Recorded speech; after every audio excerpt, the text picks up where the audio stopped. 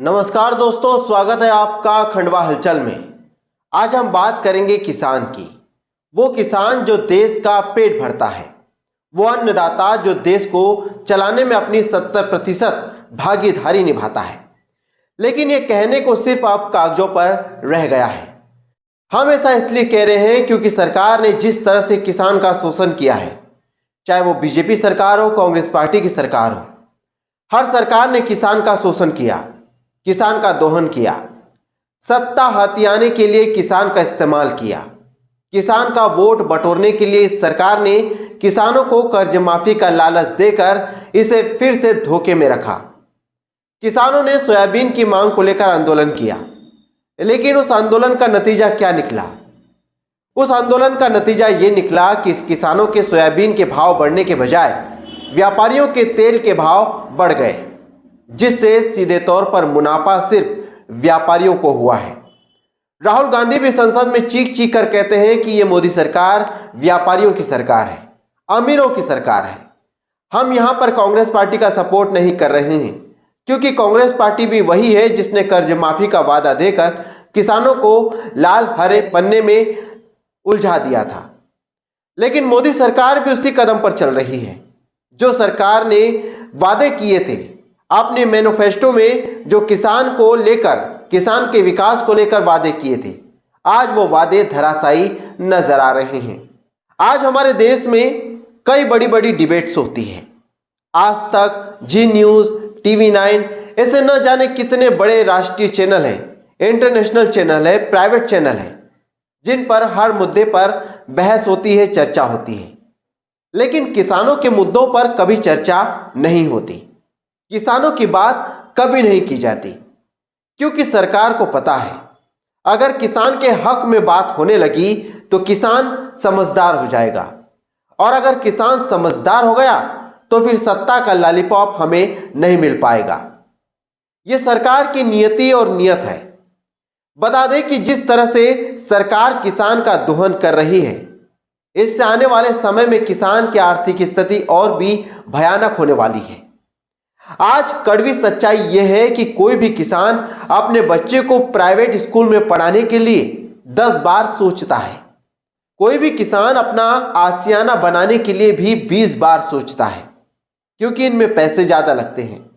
और किसान पूरी तरह से फसल पर निर्भर रहता है, क्योंकि एक तरफ मौसम की मार का डर रहता है तो दूसरी तरफ सरकार की नियति का। यानी अगर कभी मौसम साथ दे भी देता है तो सरकार की नीति और नियत किसान को गरीब बना देती है। और बाय चांस अगर कभी 100 साल में एक बार किसान का सरकार साथ दे देती है तो हर बार मौसम की मार किसान को झेलनी पड़ती है। लेकिन ऐसा कम ही हुआ है जहां सरकार ने किसानों के हित में कोई बड़े कदम उठाए हों। बीजेपी अपने मैनिफेस्टो में MSP को लेकर बड़े बड़े वादे करती थी। प्रधानमंत्री नरेंद्र मोदी बड़े बड़े मंचों से कहते थे कि किसानों की आय दोगुनी करेंगे। आज भारत में कोई एक किसान भी आकर ये बात कह दे कि मेरी आय दोगुनी हो चुकी है तो मैं खुद इस चैनल पर एंकरिंग करना छोड़ दूंगा। आज देश में कोई भी ऐसा किसान नहीं है जो ये कह दे कि मेरी आय दोगुनी हुई। प्रधानमंत्री नरेंद्र मोदी सबसे पहले सांसद भवन के जो अंदर जाते हैं और संविधान को जब स्पर्श करते हैं तो पहली बात देश के संविधान की करते हैं और दूसरी बात देश के जवानों की और तीसरी देश के किसानों की। लेकिन इन तीनों ही मामलों में सरकार फेल होती हुई नजर आ रही है। हम ऐसा खुद नहीं कह रहे हैं कि हमें ना बीजेपी से कोई ऐतराज है, ना किसी पार्टी से। लेकिन जो सच है वो सच है कि प्रधानमंत्री नरेंद्र मोदी की सरकार में आज का किसान गरीब और गरीब होता जा रहा है और इस देश का अमीर और अमीर होता जा रहा है। मिडिल क्लास की तो बात ही छोड़ दीजिए, वो किस तरह अपना जीवन चला रहा है। लेकिन सोचने वाली बात यह है कि प्रधानमंत्री नरेंद्र मोदी 2 बार के प्रधानमंत्री रह चुके हैं, तीसरी बार भी प्रधानमंत्री बनने का दावा कर रहे हैं। क्या इस बार देश के किसान प्रधानमंत्री नरेंद्र मोदी का साथ देंगे या नहीं? क्योंकि अभी तक तो प्रधानमंत्री नरेंद्र मोदी की ऐसी कोई ठोस नीति नजर नहीं आई जिससे यह कहा जा सकता है कि किसानों के हित में सरकार ने कोई बड़ा कदम उठाया है। आज देश में कोई ऐसा किसान नहीं जिस पे कर्ज ना हो। देश के प्रत्येक इंसान, प्रत्येक किसान, मिडिल क्लास, नौकरी करने वाला हर कोई कर्जदार बन चुका है।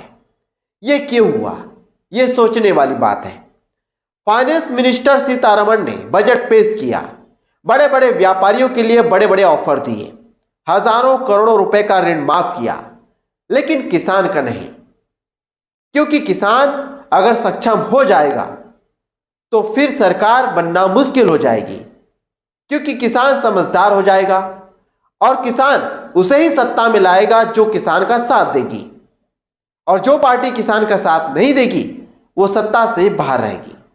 इसलिए कोई भी पार्टी किसान को आगे बढ़ने नहीं देना चाहती, क्योंकि इससे पार्टी को नुकसान होने वाला है। तो मैं ये कहना चाहूंगा कि आज के देश के किसान जो मेहनत मजदूरी कर अपना घर चला रहा है, उसे जागरूक होने की जरूरत है और सोच समझकर सरकार चुनने की जरूरत है। अब अगर सरकार फिर से किसानों के साथ धोखा करती है, एमएसपी या फिर सोयाबीन, प्याज, जो भी फसल हो उसके भाव अगर सरकार नहीं देती है, तो किसान किस तरह से उग्र आंदोलन कर सकते हैं, यह भी सोचने वाली बात होगी। फिलहाल आज की चर्चा में यही, नई चर्चा के साथ फिर आऊंगा। दीजिए इजाजत, नमस्कार।